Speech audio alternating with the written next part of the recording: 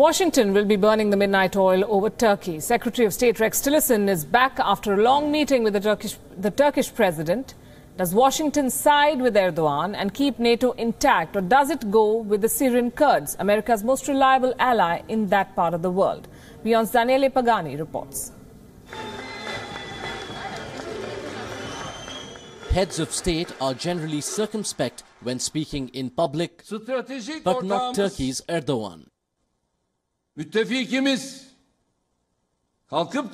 is very clear that those who say we will respond aggressively if you hit us have never experienced an Ottoman slap.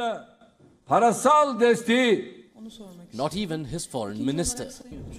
It's natural that the confidence in the United States is lost among the public and amongst us, the administrators. This confidence needs to be restored. We don't want any promises and pledges anymore. We want concrete steps.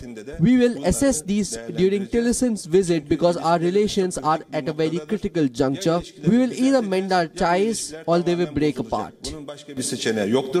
Both comments were made ahead of US Secretary of State Rex Tillerson's visit to Ankara.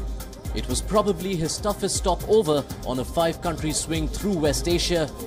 Tillerson spent 3 hours with Erdogan and refused any comment. All Erdogan would say is that Turkey's expectation had been communicated.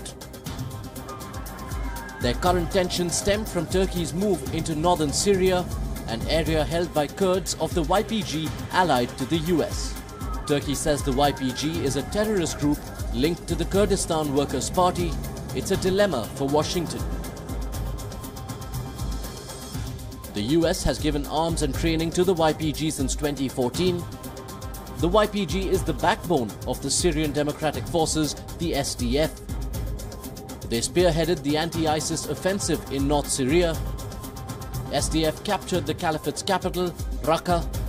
The US has proposed a $550 million aid package for the SDF. US Defense Secretary James Mattis is concerned that the Turkish campaign is diverting the Kurds from completing the war against the Islamic State. You know, you've got the distraction of what's going on up in Afrin right now, which has drawn off some of the Syrian Democratic Forces, which have got about 50%.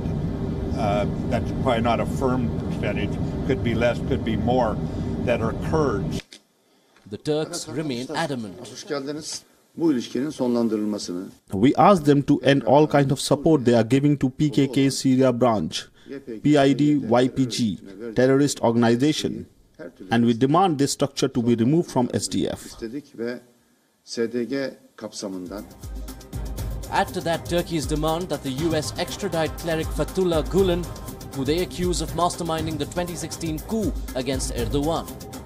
Washington says there's no evidence Gulen was involved in any plot of this kind.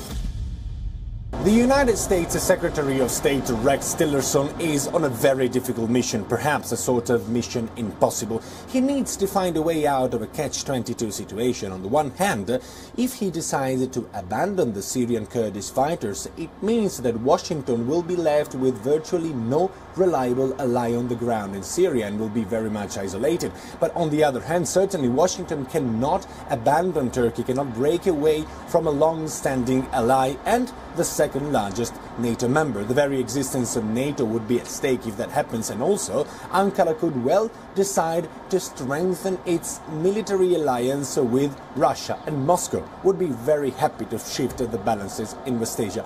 Rex Tillerson is currently on a damage control visit, perhaps the most difficult he faces during his 1 year in office. Daniele Pagani from Amman, Jordan, for WION.